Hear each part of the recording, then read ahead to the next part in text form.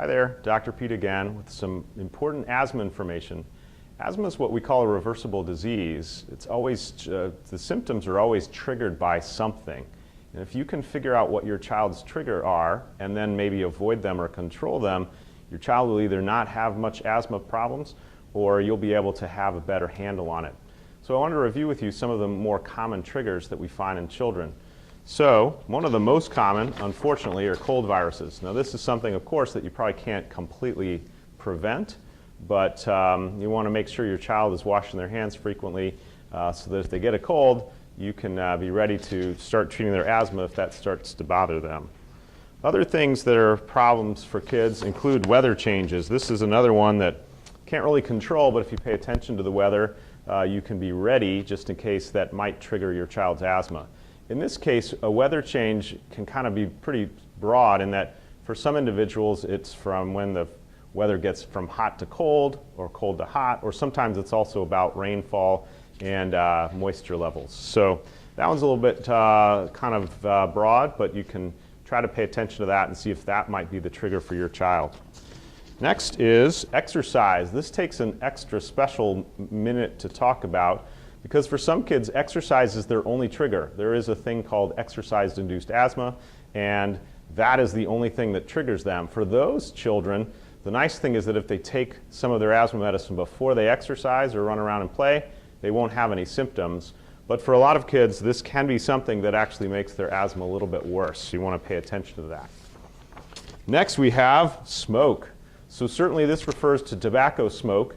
You want to avoid that at all costs because that's a very common trigger and can make kids have lots of problem with their breathing.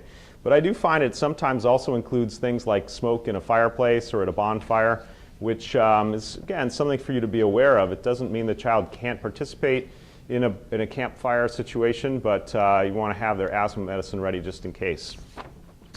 The next big category of triggers are allergies. And of course, people can be allergic to all sorts of things. So it's important for you to think about these and talk with your doctor about whether this could be one of the triggers for your child.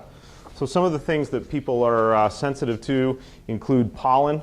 So a lot of times that's going to be very seasonal. During certain times of the year, you'll find pollen from trees. You'll find pollen from grasses, or even different kinds of weeds will make pollen at specific times of the year. And there are different things you can do to avoid that or take medicines to prevent that reaction as well. Other things that people can be allergic to include dust mites. Now this one's a little creepy because these are little creatures that live inside your house. They live in every building basically. They live in mattresses and pillows, in the dust balls in the corner of your floor. They're everywhere. But there are certain things you can do to try to avoid the exposure to these, but unfortunately people have developed reactions to those and allergies over the years. Next is mold. Mold is grown whenever it's kind of warm and moist. So a lot of times some parts of the country will have lots of mold. St. Louis is an area with lots of mold during the summer because of our humid weather. But you can also have certain parts of the house, especially like a basement if it's a little bit damp there, that might turn out to have more mold. And then finally, we also have, people can have a trigger to a pet or another animal. So if you go and visit a farm and your child's allergic to horses, for example, they might start having trouble.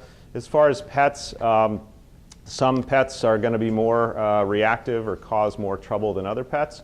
And something that you need to just try to pay attention to see if that might be the trigger for your child's asthma. So remember, try to figure out what the triggers are, and if you can, avoid your child's exposure to them and they will have less asthma.